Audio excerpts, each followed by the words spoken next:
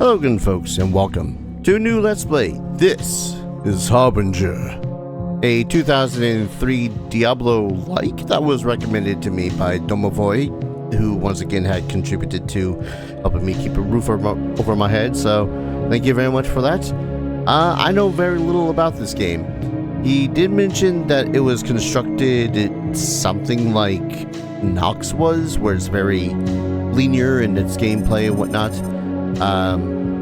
Yeah, of note too, this is one of those weird games when it comes to how you get to play it, because this was made back in 2003, but it's not on GOG, it's not on Abandonware.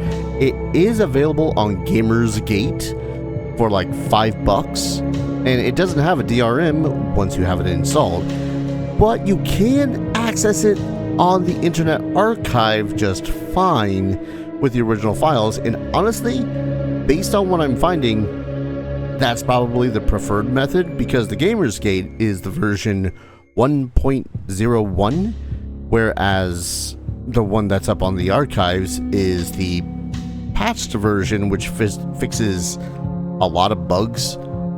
So yeah, more or less doing that. I have very little clue about what this game is actually about, what the plot is. It was just recommended to me, and I had to print out the README because there is no manual. So yeah, give me a little leeway as I try to go through some of these pages to figure out what the hell I'm supposed to do and how the hell I'm supposed to do it. New game. We have 3 classes, for lack of a better word. We have a Human, basically right down the middle when it comes to capabilities and whatnot, very ranged individual. The Caliburn, I believe it's called, if this README is correct, who is something of a magical caster, what magic might exist in the Harbinger world. Not to mention, these two are susceptible to some environmental stuff, such as temperature and radiation. I'm not playing either of those two. I am playing the Gladiator, a massive goddamn robot with a lot of HP and a lot of defense, but also is typically one of the slowest. Go figure. Darius plays the big, slow, chunky guy. Harbinger.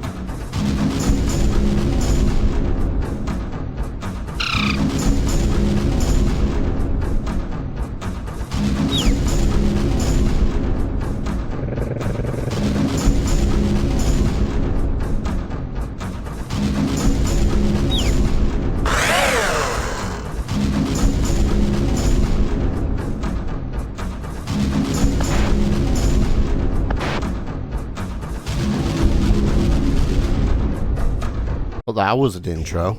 Second chances are funny things, you know. They sneak up on you when you least expect them, pulling you back to the places you left behind, leaving you off balance. And the effect on those around you is worse. Reasonable people possess certain expectations of the recently departed, and strolling through the door as a robotic killing machine is not among them. But as you'll soon see, these are not reasonable times. And the residents of Torvus Junction are far from reasonable people. This is Solomon Torvus, the man responsible for my recent resurrection. So when things turn bloody and unpleasant later, you know who to blame. In another life, Torvus would have been a toy maker, and I don't mean that in a good way. It takes a genuine freak to cater to the whims of the very young. Besides, Torvus still gets to make his toys here. Only now the toys are heavy duty. Very heavy duty. This is Ona, a more money-hungry greedhound you're unlikely to find. In another life, Ona would have been a janitor. In fact, I'm reasonably certain he should have been a janitor in this life as well. But the cards have already been dealt. The bet's already placed. It's time to find out who the true players really are. And that me, I am true player. Oh, god damn it. There we go. If you can't tell, this is just a little bit janky to try to actually, play, because this is a 2003 game being played on 2000 and I'm going to be generous and say 18 hardware. Anyways, welcome to the world of Harbinger. We play as the Gladiator. We have mouse controls, which are pretty grand even. We press C or press this, we can go into our character where we can actually see all of our stats, what level we are, all of our skills. I'm not entirely certain what it is Override does, but most everything else is pretty self-explanatory. Your ranged and melee damage, your life bar. Actually, what does the goddamn readme say about overcharge, if it says anything? Overcharge? Override. Combat. Played insensitive. One rule is to play smart is always rewarded. Some things is weak against other things. Upgrade chips, easy stash. No, it does not actually say what override does. I'm sure it's not useful in this last. I don't know what you're talking about. Anyways, so we have our armor, our ranged weapon, a gun, big old gun, and then our gladiator blade, which is pretty self-explanatory. It is, oh god. I'll try to fix that later, but okay. I thought I had everything working as planned. So yeah, we left click to move, activate, and shoot things. Right click to make an alternate attack or move. Shift click to perform actions in place, a la Diablo. We press the middle click button and we use one of our health packs. Now, one of the funky things about this game is that they do have health packs per individual character. The Cullyburn gets their own, the human gets their own, the gladiator gets their own, which is also a little weird, but alright. If we press Alt, or let's see, Alt shows the items that are on the ground, Control, Combat Rigging, Menu, so this, oh, that changes our damage type, okay, neat. We press Enter as a gladiator, and it deploys the camera. Toggle between camera and gladiator when deployed. I guess that makes sense. Oh. Them glitches is glitchy.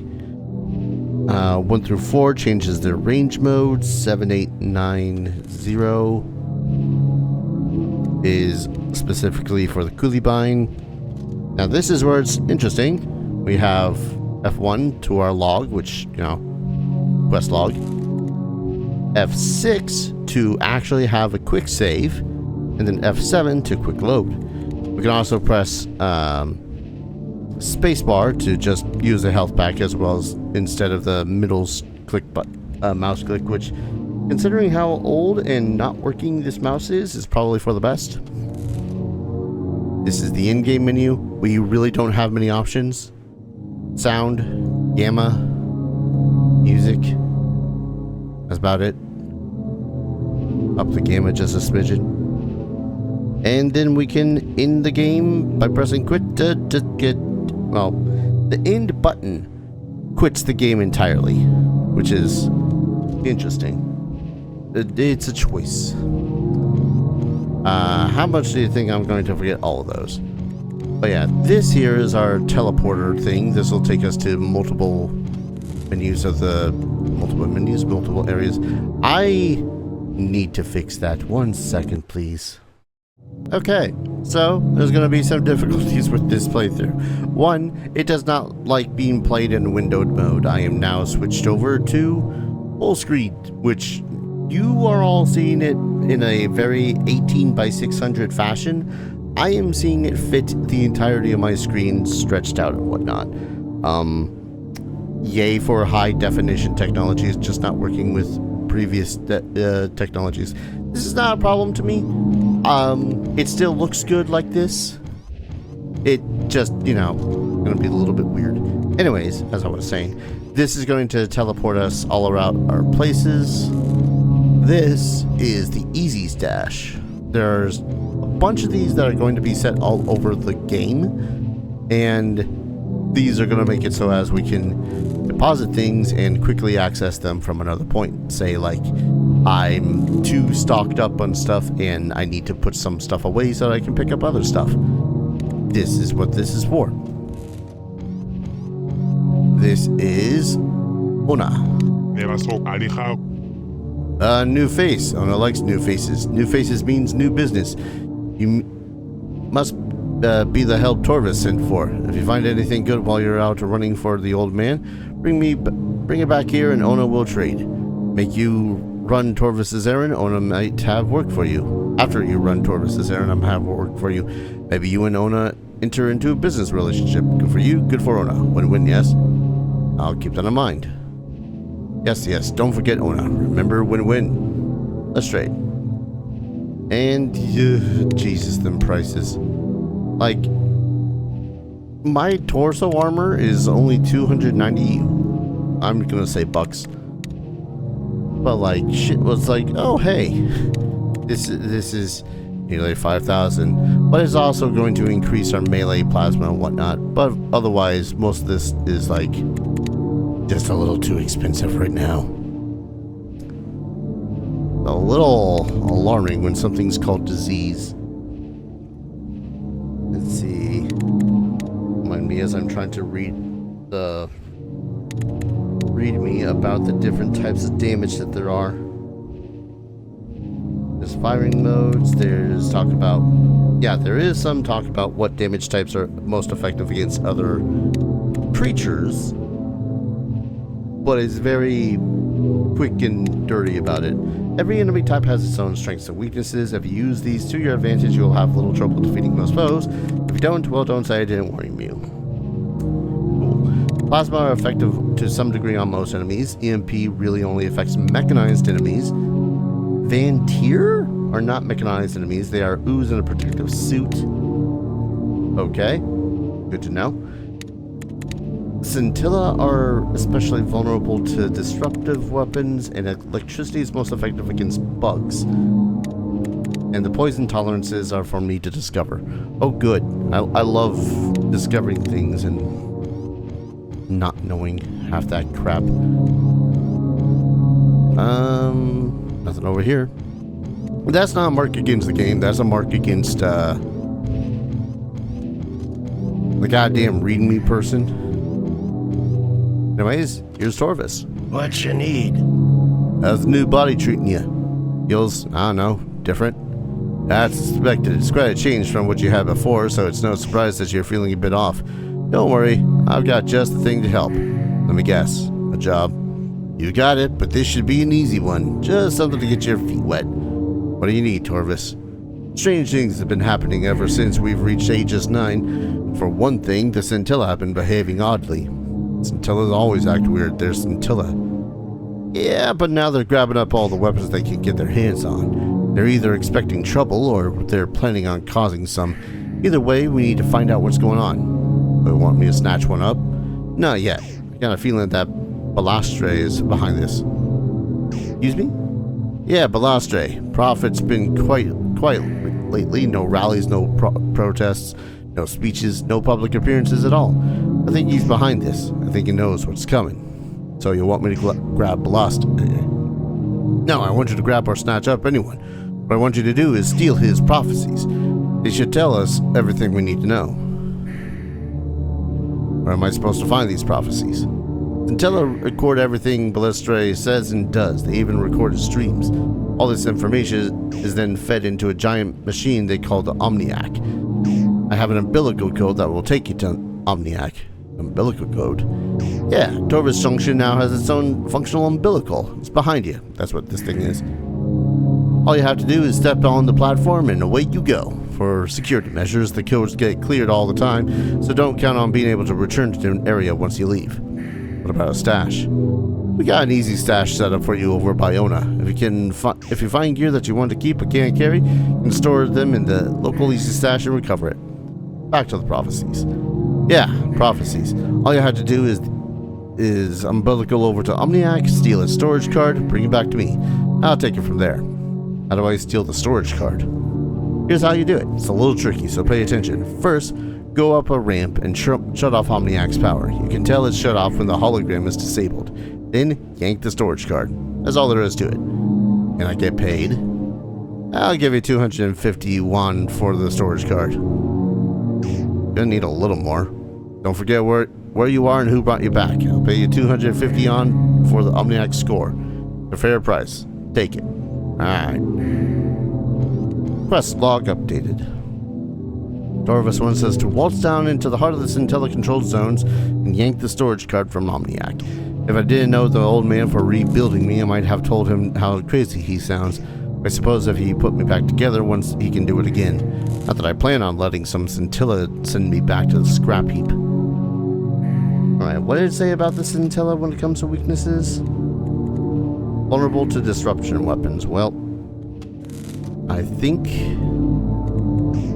I'm out of luck there, so let's set this back up to plasma. Quick save so I don't have to talk to everyone again. An umbilical. So yeah, once we finish an area, we cannot return back to it again. Excuse me while I turn off my light so that I can actually see the game now. And what ho? In-game map. Dar's data card. My name is Dars, and these may be my last words. The junk weapon Ona sold me is stuck on EMP mode, and while it can still take out machines, it's useless against the Fantier. If this umbilical leads me back to the Torvis Junction, I'm knocking Ona's teeth out. If it doesn't, well, mine won't be the first ghost to walk these halls. So, yeah, I think that's our first clue, not to use EMP against anything but machines. Torvis didn't waste any time putting me to work. I barely got my head straight. And already he's sending me up against Scintilla. The old man's field testing me, putting me through the paces like any other piece of gear. I should probably be offended, but there's plenty of time for that later. For now, let's just see what this new body can do. Say it again, just so as I don't have to go through dialogue. Oh! So that's the Scintilla. Oh, that's an option.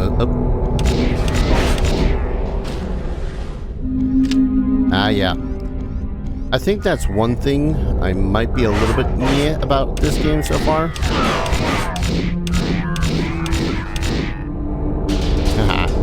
Is that when enemies drop stuff, sometimes they will drop stuff that you can't use. And usually I'm fine with this, you know, if you're a barbarian that can't use shaman's armor sort of a thing.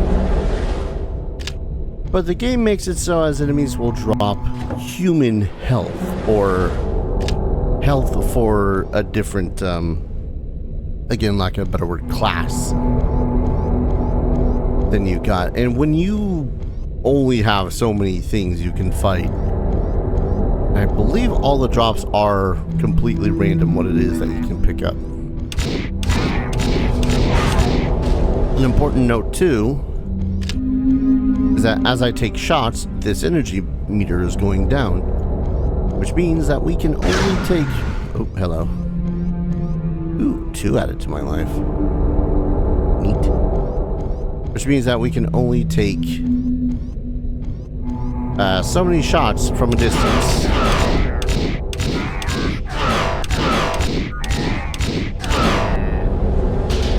Yeah.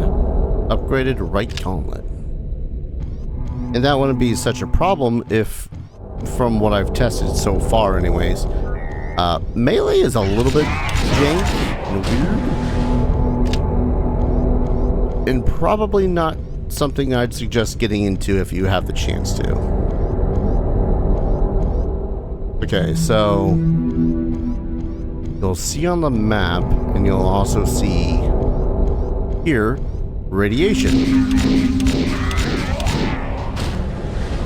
If we were the human or the Caliburn, we'd be getting affected by that, but because we are a robot,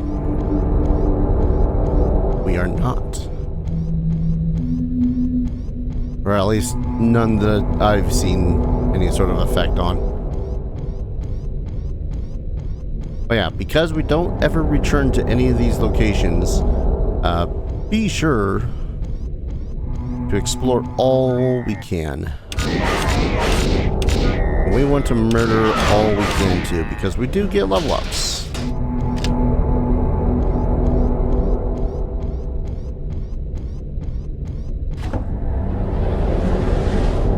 I think one of the more annoying things too is that this game doesn't always have drops when it comes to these chests either. You'll open up a chest and there'll be nothing. But this is only a quick test run of our capabilities, the tutorial stage, if you will. I don't fully understand how these work. Is this just health? Added to override skill. Oh, so it heals me, but it also increases our capabilities. So now my override... Oh, wait. Oh, okay. And that increases our melee hit chance, increases our ranged hit chance. And this increases able to use cameras that require override skill 12 or below. So we need this in order to use cameras. Okay, that makes more sense then. And oh, hello.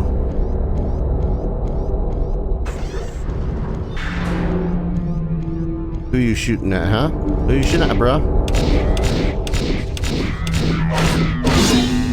Yeah, level 2. I'm actually surprised I hit that one in the first place. I want to say that that's another umbilical down here. Is it an umbilical or was that a storage box? Nope, easy stash. Okay. What do we have though? Upgraded like right gauntlet. Okay, let's go ahead and put some of this into the things so that we can sell them later. And again, we're not going to be able to use everything that we see here. So we might as well store it away for now and sell it later. Look at that. All we got is stuff for human health and coolie binds. Let's see, melee mod. We're gonna keep the EMP one on for the now.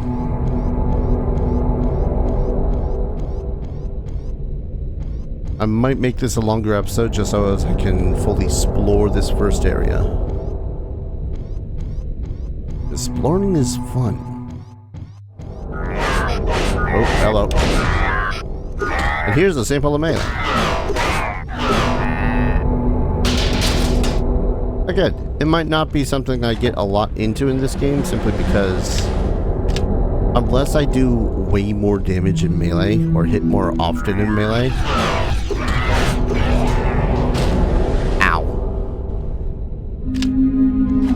it's not going to be something I really... Actually, I wonder for a second. Melee weapon chip. Which increases our blade if we were to reload.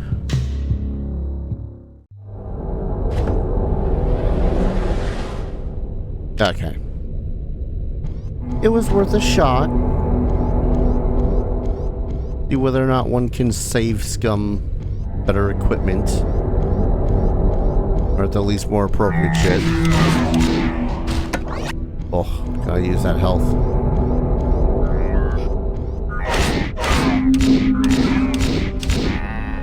Again, don't get me wrong, I would absolutely love the idea of making a pure melee build character.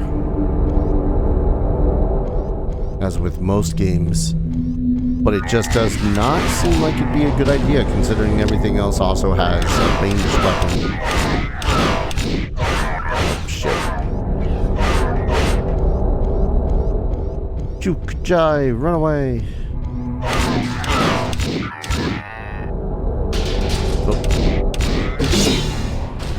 Hey, level up. Oh, I saw that. The level ups will heal me, thank frick. And each level up we also get 6 points. So that should put me at 90 health. I wonder how the health is calculated. You know what though? Yeah, for every point it's basically a percentage on the weapon in question. The weapon type in question. I know how to word.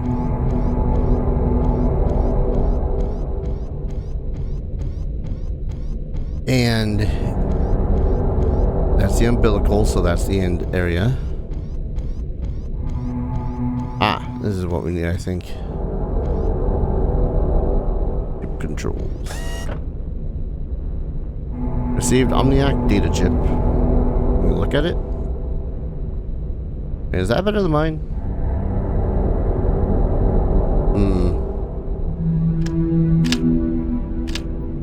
I'm going to assume yes. Ah, so we did.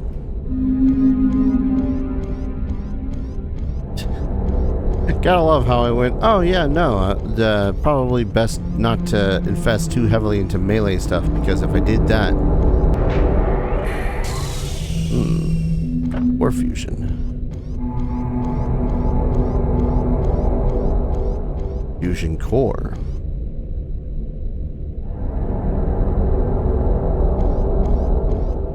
And then immediately pump, like, a level's worth of points into my melee stat.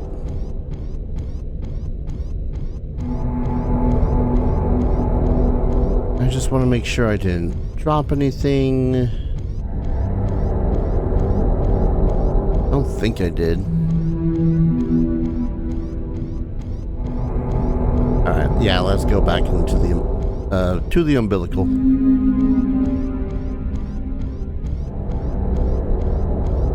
Get the hell out of here. Back to Torvis.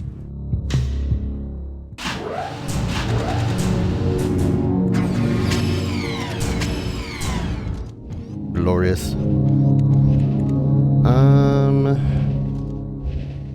Yeah, let's go selling the shit first. I just... Ah, good. Some Diablo codes make it so as you cannot right-click or shift-click in order to transfer or buy and sell shit. This game does. Oh. You know, game, keep on handing me that more expensive stuff, and we're going to be really good friends. And we can sell my old gladiator blade.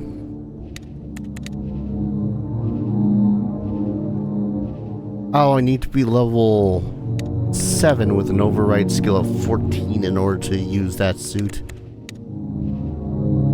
Oh well.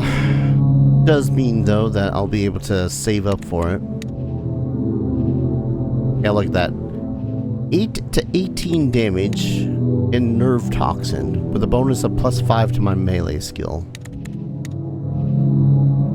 Like, there's no reason not to get any of this better weapon stuff. But for the moment, let's go talk to Torvis and get paid. Back so soon? Did you bring back Omniac's storage guard? Here you go. Did you bring back Omniac's core? Right here. Here's the one you were promised and well deserved, I might add. Now I can finally start to figure out what Ballistre is up to. And while I'm doing that, there's another small problem that requires your attention.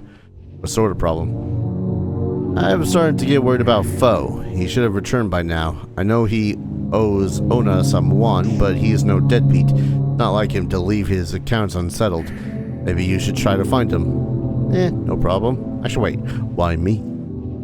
Because you're the only one available right now. If Leisha was here, I'd send her. Maybe we should talk about Juan. Said anything about Juan? I guess that is all you understand. We can discuss payment once Foe is returned. I'll go look for him. Here's a copy of the last umbilical cord I gave Foe. It's not much, but it's a good place to start. Back in a few. Log. Found Torvis's piece he needed from Omniac and hardly a scratch to show for it. Torvis seems excited to start decoding Ballistre's prophecies, although I really don't know what he plans on finding in the pseudo-spiritualistic writing the Scintilla pass off as prophecy. Speaking of Scintilla, it looks like I am going out to search for one who hasn't returned yet. Poe can take care of himself, but it's unlike him to be late, not to mention I gave him my Booka to hold on to. I'm gonna guess Booka is just a book. Ona's gonna break this stupid machine. What are you poking at? Ona can't seem to get on the network. Stupid network. Alright.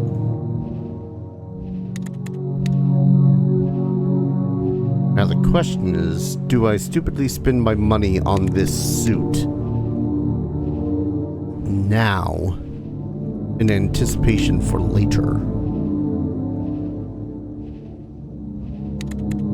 Actually, really, I should focus on a new weapon. 10 to 20 versus my 6 to 15. Or 15 to 20 with the Ontis Spitfire Mark II. It's not going to have EMP. Yeah, it's only plasma.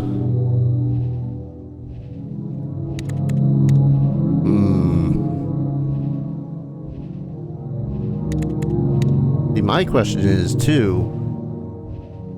Actually, wait. Let's quick save. Never put all this data. What are you poking at, Ona? Nothing really. Don't you have something you should be doing besides bothering me? Alright, let's trade. Oh, these are the cameras. I'm not gonna worry too much about the camera right now. I just want to see whether or not the damage we do with, say, disease here. Because that's a max possible 25? Unless the +2 is not separate, in which case it'd be 29. Or this one has a chance of doing 23 with the nerve toxin. Plus the melee skill.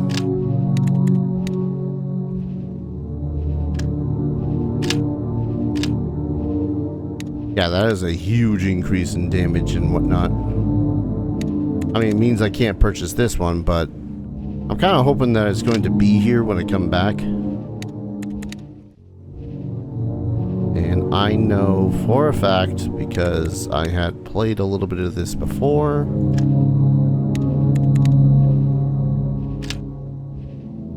How do I... Ah. Oh, okay. So these mod chips go into particular things and stuff. And I don't have mod chips for the blade or gun. That's what these little circles are. I don't know if you can see them. But this makes it so as my EMP does 1 more damage. For the moment, I'm kind of more concerned about damage. So let's go ahead and get the Spitfire.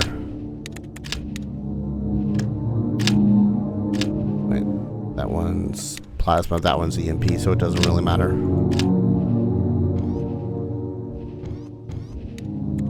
Put you in there, put you all in there. Alright. Yeah, I'm gonna go ahead and call an episode here. When we return, actually, I'm going to make a full-blown physical save. Save it. There we go. When we return, we're going to look for an individual by the name of Foe. I won't lie, it kind of makes me hungry saying its name. Thank you everyone so very much for watching. I hope you're all going to enjoy this series as much as I hope to enjoy playing it myself. If you want to support the channel, consider dropping a like, subscribing, commenting down below. Every little bit helps. It makes it so as my videos and whatnot get pushed out into the almighty algorithm. Thank you everyone so very much for watching. I hope you're all going to enjoy this series as much as I hope to enjoy it myself. If you want to support the channel, consider dropping a like, subscribing, commenting down below. Makes it so as the almighty algorithm pushes my videos out there to more people who might want to see my shenanigans, and lets you know whenever the hell I upload a video, which is currently 3 times a day, 6 days a week, because I have no life. And if you want to support the channel directly in a monetary fashion, I have a ton of links down in the description below. Every little bit helps, keeps a roof over my head, food in my belly, and goes to upgrading my PC whenever I have the extra change. And yeah, if you want to, if you donate enough, you can do a whole, hey, make Darius Play a Game incentive thing, which is always fun. I hope. Usually fun. I hope this is fun. Thank you everyone so very much for watching, and thank you once more to Domovoi for the assistance and the suggestion of the game, and I hope to see you all in the next video. Take care. Cheers.